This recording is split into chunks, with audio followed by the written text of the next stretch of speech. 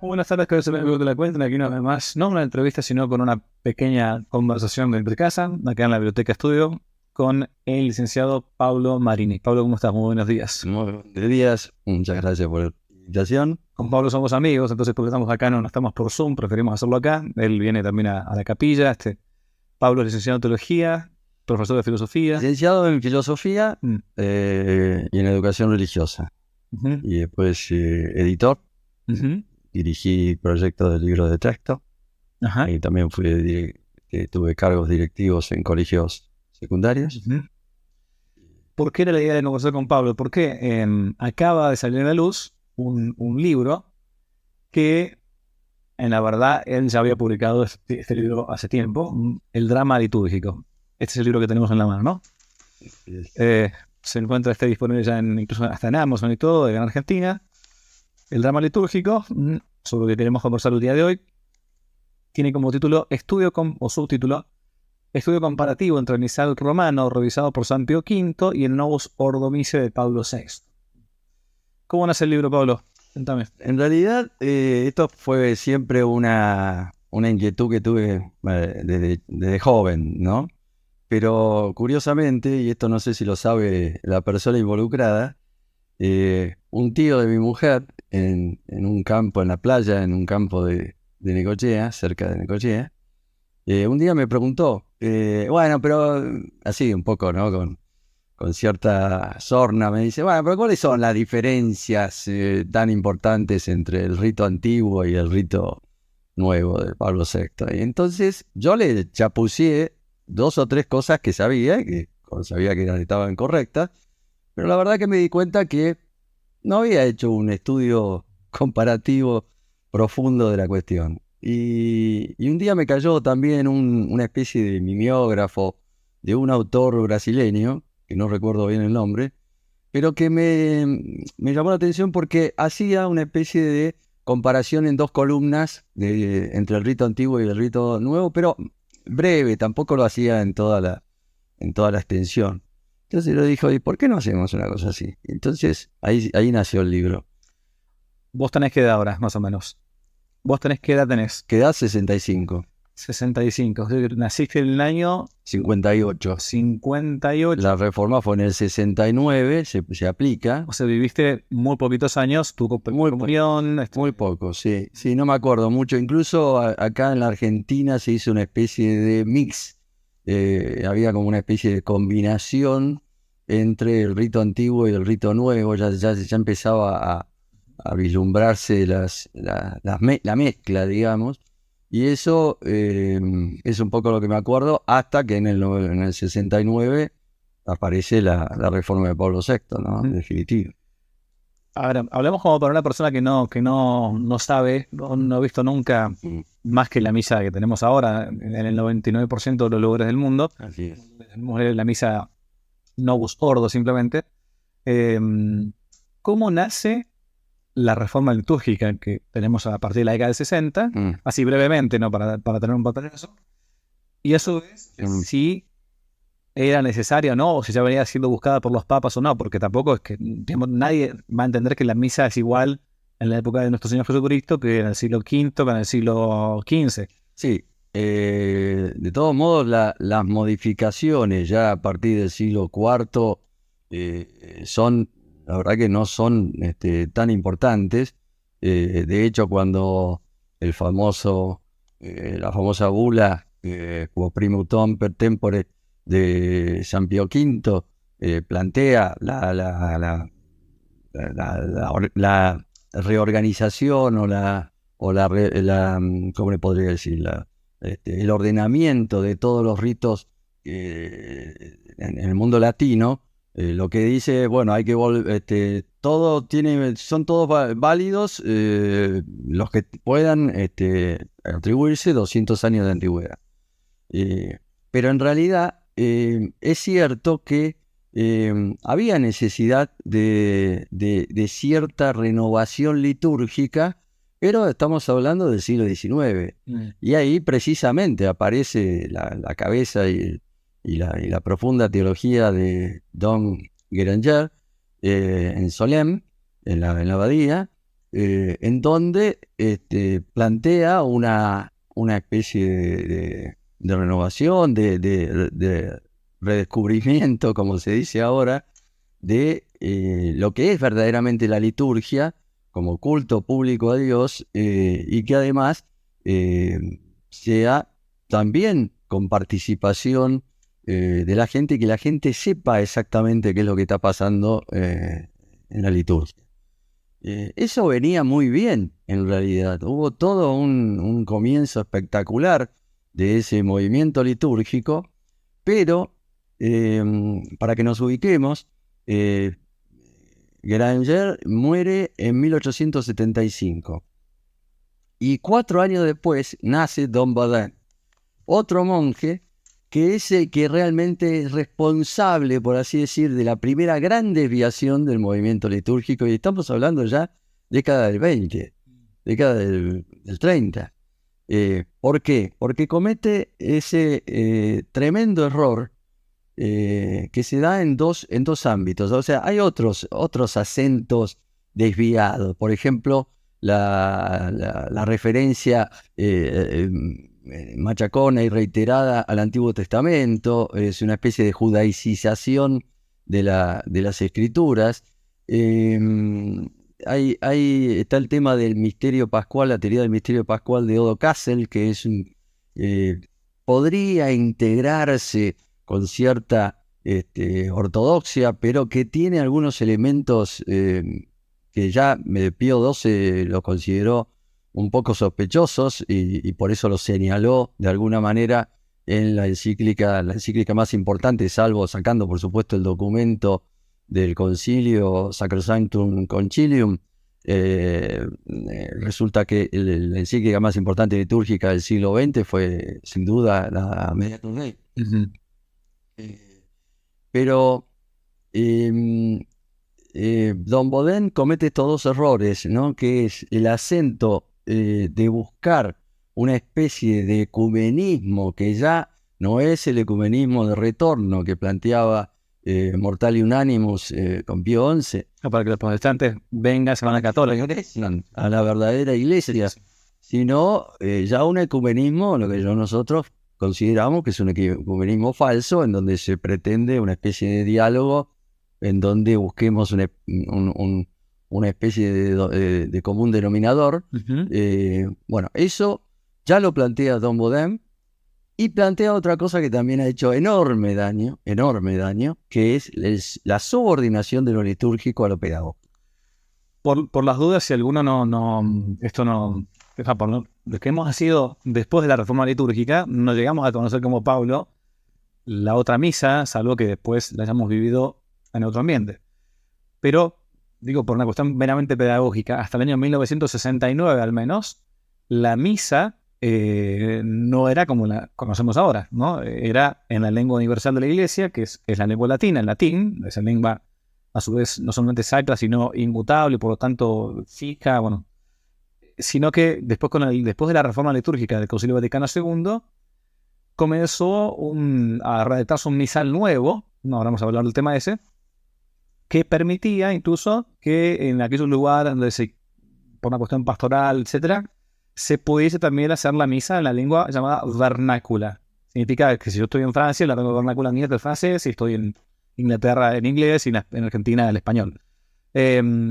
¿Cómo surge entonces esa reforma litúrgica después del Concilio Vaticano II? Claro, todos estos elementos que ya estaban en nuche, que estaban ya de alguna manera en germen dentro del modernismo de la Iglesia. Recuerden ustedes que Pío XII intentó con Humani Generis, con la encíclica Humani Generis, intentó de alguna manera advertir sobre los errores, pero ya todo eso estaba antes del concilio. Por lo tanto, había, digamos, una ebullición de algo, y tenía que buscar solamente encontrar el precipitado, el acelerador de todo ese proceso. En ese sentido, creo que el concilio, si bien, como siempre, ¿no?, los documentos conciliares bien estudiados, uno se da cuenta que hay cosas muy buenas, ortodoxas. Por supuesto, hay también afirmaciones ambiguas, no precisas, no se quiere definir las cosas o se las define de manera muy vaga. Y por lo tanto, eso también provoca, como pasa incluso en el documento Sacrosanctum Concilium, que uno no pueda encontrar una definición de misa plena, completa. Es decir, siempre es la referencia al misterio pascual, siempre la referencia, bueno, estamos hablando de la Asamblea Eucarística, de la Eucaristía, que es también un poco, creo, uno de las fallas respecto al tema de los catecismos. O sea, necesitamos que la gente, si son catecismos para formación inicial, que tengan definiciones claras de las cosas. Y precisamente eso es lo que a veces no encontramos en los catecismos. Incluso el catecismo, piensen ustedes que el catecismo de Juan Pablo II, resulta que tiene 9 formas de llamar a la Eucaristía. Pero era mucho más claro antes, cuando el catecismo planteaba la Eucaristía como sacramento y la Eucaristía como sacrificio. Eso ahora ha desaparecido, esa distinción. Entonces nos encontramos con que la gente, bueno, está bien, yo tengo 9 formas de llamar a la Eucaristía. Bueno, ¿y la misa? Bueno, pregunte padre, bueno, usted lo sabe mejor que yo porque usted tiene el contacto mucho más cercano con los fieles. La realidad es que yo creo que me quedo corto si digo que el 90% de los católicos no saben lo que es la misa. Los católicos bautizados no saben lo que es la misa, porque no hay una definición clara de eso, porque no se habla de la renovación y actualización del sacrificio de Cristo en la cruz por manos del sacerdote mediante la transubstanciación de las especies eucarísticas. No se habla de eso. Se habla del misterio pascual, de la celebración, de la memoria de la pasión, muerte y resurrección, que es otro problema, así que lo hablamos después, pero resulta que no hay una definición clara en los catecismos. El Yucat menciona estas 9 formas de llamar a la Eucaristía. El compendio habla de 11, o sea, es impresionante, claro. ¿Y la gente qué hace? Y la gente elige la que mejor le parece, ¿Está en el catecismo? O la que está en el catecismo. Entonces, yo puedo hablar de la Eucaristía como banquete, puedo hablar de la Eucaristía como asamblea eucarística, puedo hablar de la Eucaristía como celebración de la palabra. O sea, no, eso no. Pero en realidad no hay una definición que uno diga, bueno, ¿qué es la misa? Y la misa es la renovación y actualización del sacrificio de Cristo en la cruz por manos del sacerdote. Eso es la misa. Lo que aprendimos cuando éramos chicos en el catecismo de las 93 preguntas, para los que estudiamos con eso, sí, era así. Así es. ¿Por qué el drama litúrgico, el título? Porque es un drama. Porque es un drama y lo estamos viviendo. Es lo que está pasando hoy. Gente que ha sido, como decía, porque eso es una expresión que está en el famoso, para la gente que ha estudiado un poco, famoso breve examen crítico del nuevo orden de la misa, que fue hecho por un grupo de teólogos y que después fue refrendado por los cardenales Ottaviani y Bacci. Ese famoso breve examen crítico, por las dudas, es un texto muy cortito, donde se hace un examen o una crítica a el nuevo modo, o al nuevo misal, si queremos, a la nueva liturgia, ¿no? Por cardenales que habían estado en el concilio y habían aprobado todo, ¿no? Sí, lo interesante de ese breve examen crítico es que fue hecho inmediatamente. Sí. Fue hecho inmediatamente, es el mismo, creo que es 1969, si no es el 70, pero es inmediato. ¿Por qué? Porque además hace un análisis del famoso artículo 7 de la IGMR, o sea, de la Instrucción General del Misal Romano, que se sabe, es así, es decir, hay una especie de, para decirlo a la gente, un manual de instrucciones. Es decir, cómo aplicar el rito de la misa. Y bueno, entonces cuando en esa instrucción aparece el artículo 7, fue un escándalo, porque el artículo 7 era una definición totalmente protestante de la misa. Totalmente protestante. Y después lo que hicieron, con un caradurismo increíble, dijeron, bueno, no hay ningún problema, pero vamos a cambiar y cambiaron un poquito ese artículo 7, que hoy en la versión del 2002 es el artículo 22, en donde hicieron una pequeña modificación que conformó un poco más a la ortodoxia, por así decir, pero como dijo inteligentemente alguien, un crítico de todo esto, dijo, se cambió la definición de la misa, pero no se cambió la misa de la definición. Quedó todo igual, en el fondo. Sin lugar a dudas que si uno, yo lo sé porque lo he hablado y lo he leído bastante, esto lo hablo con gente grande, no es que no hubiese habido abusos en la misa tradicional, o sea, en la misa anterior a la reforma litúrgica del Concilio Vaticano II. Yo he conocido gente que a veces me contaba que iban a misa y que el cura celebraba la misa en, no miento, en 12 o 15 minutos, aún con algún pequeño sermón. O sea, o se salteaban partes, para los que conocemos esa misa sabemos que es casi imposible hacer la misa tan corta, y yo no es que la sea demasiado larga, Pablo es testigo de todo esto, pero normal, y o salteaban partes o leían todo sin ningún tipo de devoción a las apuradas. O sea, también había abusos en la misa, digamos, que celebraba, si queremos, el Padre Pío o el cura de Ars, ¿no? Para hacerlo más sencillo.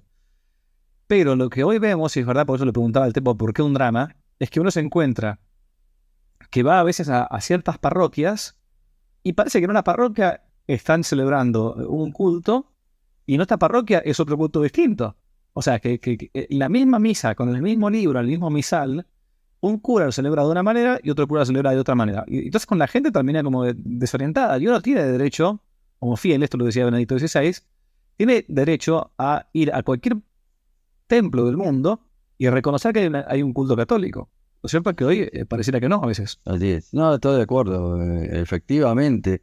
Y además cualquier instrumento y cualquier herramienta puede ser mal utilizada y existía esa especie de lo que sería una liturgia absolutamente, no sé decirlo, estandarizada o repetitiva, que en el fondo le faltaba el alma, ¿no es cierto?, de una piedad auténtica. Por eso lo de Guéranger fue valioso, porque podía llegar a existir eso, además del problema que por supuesto en Europa existía con la Revolución Francesa, con todo lo que implicó eso, con todas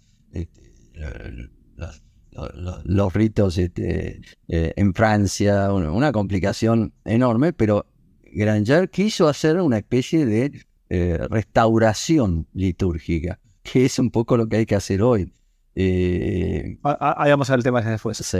Algunos plantean que, voy a hacer un par de preguntas a tipo, algunas históricas, otras pastoral, ¿no? Algunos plantean que la misa nueva, o sea, la que tenemos ahora de modo habitual, digamos, ¿no? No es válida. No, yo ahí, yo digo, me parece temerario afirmar eso. Temerario, por decir algo, por decirlo primero, ¿no?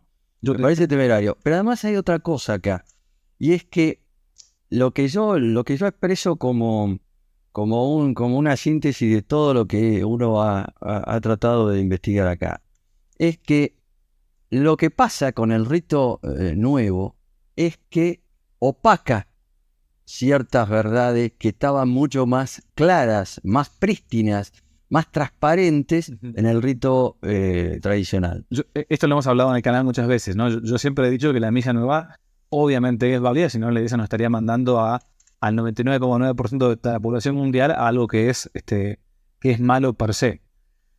Lo que dice Pablo es que claramente la misa, como estaba antes, mostraba mucho mejor el misterio y lo que se estaba haciendo ahí, ¿no? Y de este otro modo. Claro, es una especie de como un vidrio opaco de estos que se ponen a veces en los baños, que se ven sombras y se ve claro, se ve, digamos, que hay alguien detrás y se ve la realidad de lo que está detrás, pero no se puede distinguir con claridad. Y eso ha pasado claramente, ¿no es cierto?, con estos 4 elementos que son básicos y que he puesto siempre en relieve y que se ve claramente en la comparación, que ha puesto en un plano de igualdad la presencia de Cristo en la palabra y en su pueblo con la presencia sacramental, afectando el dogma de la presencia real de Cristo en la Eucaristía. El segundo, que el centro gravitacional en la estructura de la misa ya no se ubica en el sacrificio, sino en el banquete conmemorativo. Tercero, que tiende a borrar la distinción esencial del sacerdote y los fieles, reduciendo aquel a un mero presidente de una asamblea litúrgica. Y cuarto, la finalidad de acción de gracias y alabanza es casi exclusiva, buscando eliminar los fines de expiación e impetración. Estos 4 elementos son básicos, y eso está oculto, está oscurecido, está opacado en el nuevo rito. Entonces, yo no me atrevo a decir, incluso por respeto a la absoluta buena fe de la gente que va al Nuevo Sordo. Sí, el cura que lo celebra. Yo celebro los dos modos de celebrar la misa. Y que lo hacen con absoluta buena fe, no tienen por qué ser expertos en liturgia. Pero los expertos en liturgia, usted me preguntaba, padre, cómo se llegó a eso en el 69, y bueno, es un poquito misterioso cómo se llega. ¿Por qué? Porque el personaje que pone Pablo VI a cargo de todo eso es Monseñor Bunini, un personaje ya sospechoso en época de Pío XII.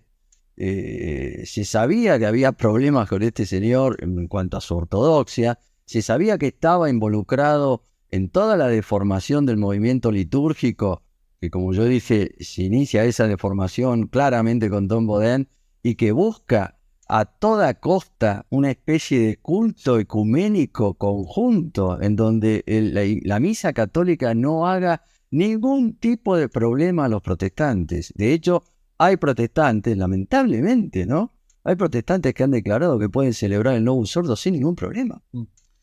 A ver, por las dos pregunto, ¿no? El concilio llamado, como también otros concilios, Concilio Ecuménico Vaticano II. Los concilios se llaman según el nombre donde se fueron realizados. O sea, si fueron en Éfeso, o en Nicea, o en Constantinopla, o donde fuera. Entonces, Vaticano, porque se hizo en el Vaticano, en la ciudad del Vaticano. Había habido otro, y se había suspendido por la cuestión de guerra, en el Vaticano I, ¿no? 1870. Y este es el segundo. Ecuménico se llama porque también van o convocan a casi todos. A ortodoxos, convocan a algunos que están fuera de, digamos, de la comunión con... No, yo creo que lo ecuménico tiene que ver con la universalidad de los obispos asistentes católicos, por supuesto, sí, pero de otras partes, pero católicos. Sí. Lo ecuménico en cuanto tal, en cuanto que invitar a ortodoxos, eso no es necesariamente, no hace la esencia de un concilio ecuménico. Ok. Y respecto de la reforma litúrgica, decías en el libro que por un lado participaron peritos que no eran católicos, que eran protestantes. Sí, estos 6 peritos protestantes, hubo una discusión, me acuerdo, entre Monseñor Lefebvre y uno de los, me parece que era Bote, uno de los integrantes de la comisión Concilium, se llamaban Comisión Concilium. A esa comisión la presidía Bunini. Y uno de los integrantes tiene una discusión con Lefebvre diciendo... no es cierto, los peritos no intervinieron de ninguna manera, estaban ahí para nosotros. Pero estaban. No, esto fue, además, hay gente que contradice lo que dice Bote, porque efectivamente los peritos parece que hubieran sugerido cosas, y lo impresionante es que se le tomaron esas sugerencias. Miren, hay un caso que yo siempre pongo un ejemplo tonto, pero para que se den cuenta cómo esto sí tiene que ver con las traducciones, porque el tema, una cosa es el Novus Ordo en latín, ¿no es cierto? Y peor todavía, o sea, más grave ha sido por las deformaciones de las traducciones, traducciones que todas han sido hechas en una línea de ecumenismo falso, de tratar de conciliar a toda costa con los protestantes, incluso deformando algunas expresiones y cambiándoles la connotación teológica. Pero piensen ustedes, cuando se pide, que eso está bien en latín, pero en lugar del refrigerio, locum refrigeri, resulta que se traduce lugar de descanso, de la luz y de la paz. ¿Y por qué no se pone refrigerio en la traducción? Porque el refrigerio, si estamos pidiendo por el alma de los difuntos para que estén en un lugar de refrigerio, quiere decir que estaban en otro lugar, y estamos pidiendo por almas que ya están salvadas, por lo tanto estamos hablando del purgatorio. Y en el purgatorio, aunque no es una afirmación de fe, sino que es una sentencia común de teólogos que se podría cuestionarse, también se habla de fuego purificador. Bueno, para que no haya ninguna alusión al purgatorio, se saca refrigerio, porque el refrigerio obviamente es un lugar de frío para descansar del fuego. Entonces, fíjense hasta qué punto, hasta qué nivel de detalle se ha buscado la conciliación con el planteo protestante. ¿Hay algún tipo de texto, de documento que uno pueda decir, bueno, a ver, no es una afirmación de Pablo Marini que está diciendo que se intentó complacer a los protestantes con el tema de la liturgia reformada? Como se dice en el fútbol, me la dejó picando, padre. Y esto es así. Ustedes tienen a Monseñor Bunini diciendo: hacía falta rechazar todo obstáculo que pudiese constituir incluso la sombra de un riesgo de dificultad o de disgusto para nuestros hermanos separados. Esto es impresionante. Incluso hay una frase terrible de Jean Guiton. Jean Guiton, se recuerdan, era un filósofo francés, amigo íntimo del Papa Pablo VI. Lo fue a ver todos los años del pontificado de Pablo VI. Pablo VI recibía a Jean Guiton. Y dice: vemos en Pablo VI una intención ecuménica de limpiar o al menos corregir o suavizar todo lo que fuera demasiado católico en la misa y llevarla lo más cerca posible de la liturgia calvinista. No estamos hablando ni siquiera de la liturgia luterana, estamos hablando de la liturgia calvinista. Y después el mismo Guitón, que es una cosa típica a veces de estos pensadores, ven las consecuencias, se horrorizan de ellas, pero le siguen levantando monumentos a los principios. Entonces dice: hoy prácticamente la Eucaristía no tiene más el carácter sagrado, serio y divino que tenía en el pasado. Y esto lo dice Guitón, no lo dice un pibe en la esquina, como decía Santo Tomás, que no busquen chiquitos en la esquina para discutir. Lo dice Guitón. O sea, acá hay una cantidad de cosas que están tremendamente implicadas en la reforma litúrgica y que ahora están saliendo un poco a la luz. Más claro todavía, con esto de Traditionis Custodes y con el documento Desiderio Desideravi, que son los dos últimos documentos litúrgicos que se han sacado sobre la cuestión. Y acá el que está diciendo las cosas muy claras es el cardenal Roche, o el cardenal Roche, no sé, porque es inglés. Este cardenal, que ha sido el enemigo mortal de Summorum Pontificum, recordarán que Summorum Pontificum es el documento de Benedicto XVI que permitía lo que sería la paz litúrgica, la pax litúrgica, ¿no? La paz litúrgica en la iglesia, que permitía que cualquiera pudiera celebrar con libertad el rito tradicional. Resulta que Roche dice claramente que hay una teología diferente. Y entonces un poco le está dando la razón a todos aquellos que, investigando, vimos que había una diferencia quizá teológica profunda. No es una cuestión de sensibilidad siempre. Ay, no, a nosotros nos gusta el latín, las puntillas, el órgano. No es solamente eso, son detalles. Se decía que se planteaba lo siguiente, que no, era una cuestión puramente de sensibilidad. Me gusta más el latín, me gusta más la música polifónica de Palestrina, lo que fuera. ¿Qué sucede? Ahora los que están encargados del culto están planteando lo que se venía diciendo antes y uno lo decía medio en voz baja. Che, hay un problema teológico al parecer de fondo y no meramente estético o de forma, ¿no? Bueno, los 4 puntos que acabo de leer son brutales, son fundamentales, no es que es una cuestión. O sea, y después está todo el tema de una teoría del misterio pascual que de alguna manera viene a incorporar la resurrección en la celebración. Esto hay que aclararlo bien. Por supuesto que la resurrección es parte de toda nuestra redención. Por supuesto que si no Cristo no hubiera resucitado, vana es nuestra fe. Nadie discute todo eso. Pero evidentemente, como decía el Padre Pío, San Pío de Pietrelcina, no estamos frente a una fiestita, estamos frente al Calvario. Estamos hablando de la renovación y actualización del sacrificio de la cruz. No estamos hablando de una especie de memoria de la última cena, de un banquete convivial, de una especie de celebración de Cristo resucitado y triunfante. No estamos hablando de eso en la misa. Por eso digo, ¿no? Qué tremendo que no se haya aclarado, que no se haya definido en el concilio claramente qué es la misa, desde un punto de vista sacrificial y no desde un punto de vista de referencia a la teoría del misterio pascual, que tiene su cierta vaguedad, porque Odo Kassel planteó todo un tema de la memoria, de una memoria que hacía actual y presente. Bien, perfecto, habrá que ver si eso puede conciliarse con la dimensión sacrificial de la misa, sacrificial expiatoria, que eso es también fundamental, porque los protestantes aceptan una especie de sacrificio de alabanza. Es decir, hay una cantidad de cosas que habría que haber precisado y que están muy confundidas, y por eso, como dice el padre, uno puede ir a una misa en su barrio y la ve y asiste de determinada manera. Va a 10 cuadras de diferencia y resulta que es otra cosa.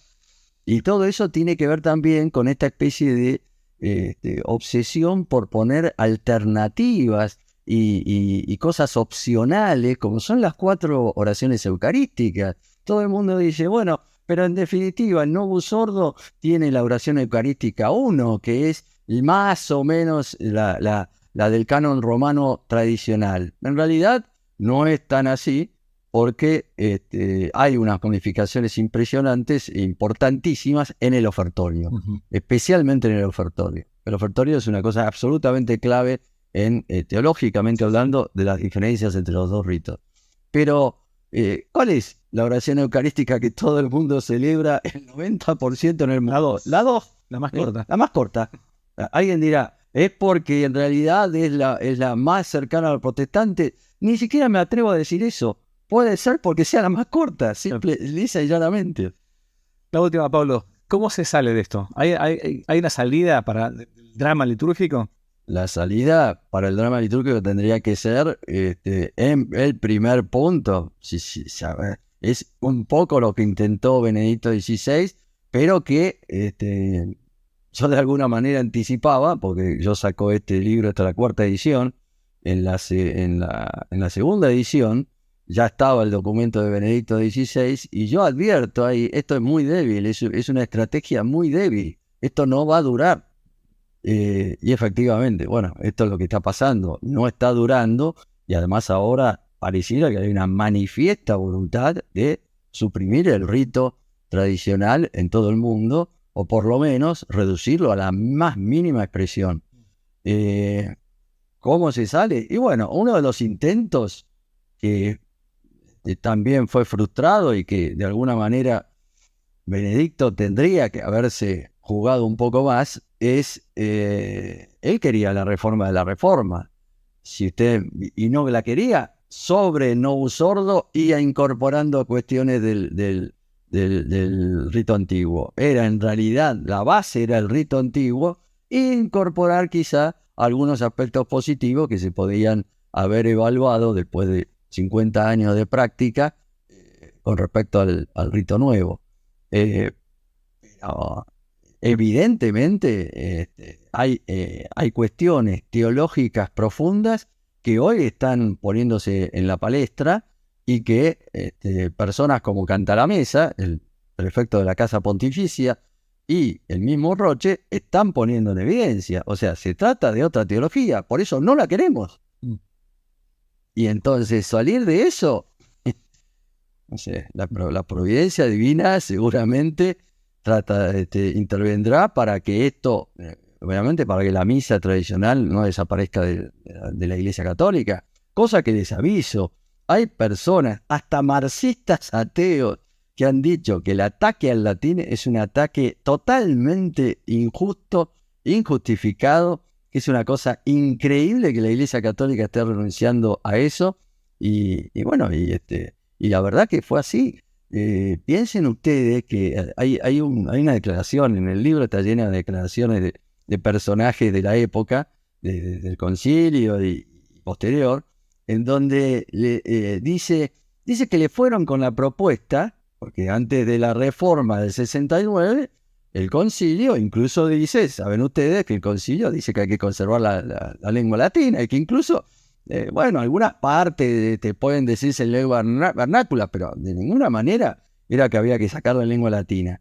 Y entonces parece que van a uno de estos padres conciliares con la propuesta de sacar la lengua latina.